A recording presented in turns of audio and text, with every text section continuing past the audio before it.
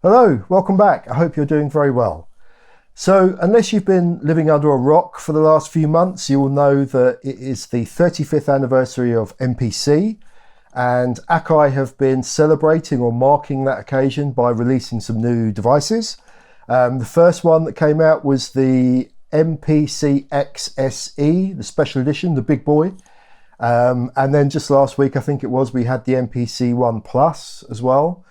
And I think it's fair to say that certain parts of the MPC community have greeted those releases with a little bit of skepticism, with the main complaint being that there's not enough new stuff in there, that they're basically cosmetic upgrades. I don't have an opinion on that. I haven't used either of the devices, so I can't say whether that's true or not. But it did make me wonder whether Akai have any plans to release a Force Mark 2. I don't have a relationship with Akai. I've got no inside information. I have no idea what their plans are. But if they do decide to launch a Force Mark 2, be that quite soon or down the track a ways, I had to think about things that I think they need to add to it if they want it to be a successful release and to not be greeted with the same sort of skepticism as the new NPCs have been greeted with by the NPC community. So here are my 4 upgrades that I think the Force Mark 2 needs in order to be a success. So this is a big one for people who perform live with the Force, because it takes 30 or 40 seconds to change projects on the Force. It's not feasible to do that in the middle of a live set. I don't think that's ever going to change because a lot of devices have a loading time. So if you're playing live with the Force, one of the best options is to build your entire set into one project. And since the introduction of disk streaming for samples and for audio files, that's become a lot more feasible than it was. However, as you're working through your set, you are obviously going to want to change tempos. And at the moment, there is no capacity to automate tempo changes between scenes. So if you want to build your set of songs into different scenes and work through them in a linear way, you literally cannot automatically change tempo.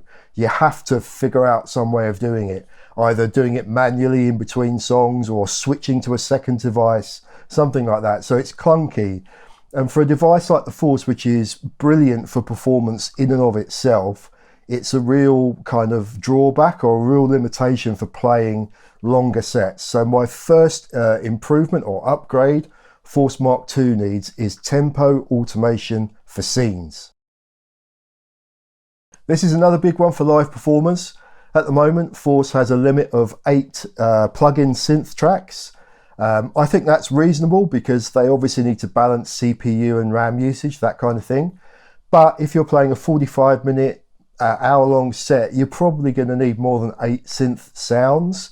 So I think Force Mark 2, in order to become that sort of top-notch performance device, needs to have program changes built into it so that you can have your 8 synth tracks and change patches as you run through your set and the scenes of your set.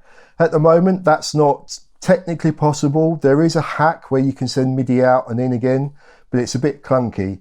But as I said, to make the Force the absolute king of standalone performance instruments, the Force Mark 2 needs to have program changes internally in its Mark 2 variation. This one applies more to people that use Force in the studio. And for me personally, it's the one kind of gripe I've got with the Force at the moment. And it's the thing that kind of pulls me back to Ableton sometimes. And it's the fact that the Force can't explode drum tracks when you export projects. What I mean by that, in case you've not encountered it before, because it exists in the MPCs, is when you bounce your project out as separate stems, on the MPC there's an option you can click which will separate your drum tracks so that you get separate audio files for your kick, your snare, your hats, and any other samples you've got sitting on pads. And if you're the sort of producer that likes to make the music in the Force, but then export it and mix it in Ableton Live or a different DAW, this is a real limitation because it means that you can do really fine-tuned mixes on all of your other instruments, but all you get out of the Force is one drum track with all of your drums, so you can't process them separately in a DAW. I personally find that really frustrating, and it's, as I've said, the thing that holds me back from using Force to make proper music as opposed to YouTube videos and performances. So to make the Force a king of kind of the studio centerpiece, in my opinion, they need to bring the drum program explode function from the MPCs and add it to the Force in the Force MK2.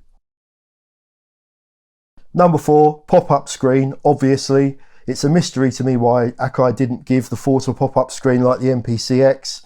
If it's going to sit in the center of your studio and be the hub of all of your kind of music creation, you either have to have it laying flat, which means you can't see the screen properly and you get neck ache, or you put it up on a stand, and because of where they've placed the Q mix and the headphone output on that sort of right edge, the stand presses up against it. So you either need to hack something or pay a fortune for one of those, I think they're called Syntronic stands, which cost a load.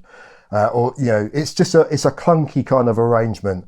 In fact, I'd actually like to see the Force MK2 in something like the MPCX form factor.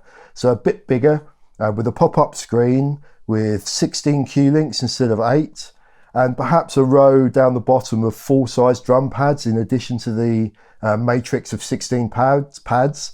That's not a deal breaker for me. I can understand if they kept the current form factor, because that does make it more portable if people are going to use it for performing. But the pop-up screen is a must. I would love to have the Force sitting on my desk with no stand, just with a pop-up screen that I can use when I'm making music. And then I can fold it down when I'm doing top-down videos for YouTube, or if I was performing. It would just make it such a much nicer instrument to play on, and it's a little thing, a little ergonomic thing, quality of life, I suppose you could call it. But that's my 4th thing. I really hope Akai Force MK2, if they make one, has all of those.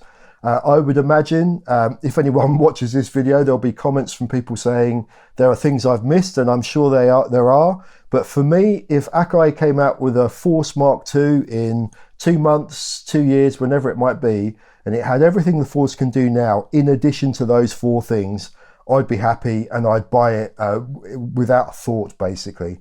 Anyway, that's it. I hope that was useful. And as ever, thanks for watching, and I'll see you in the next one. Bye.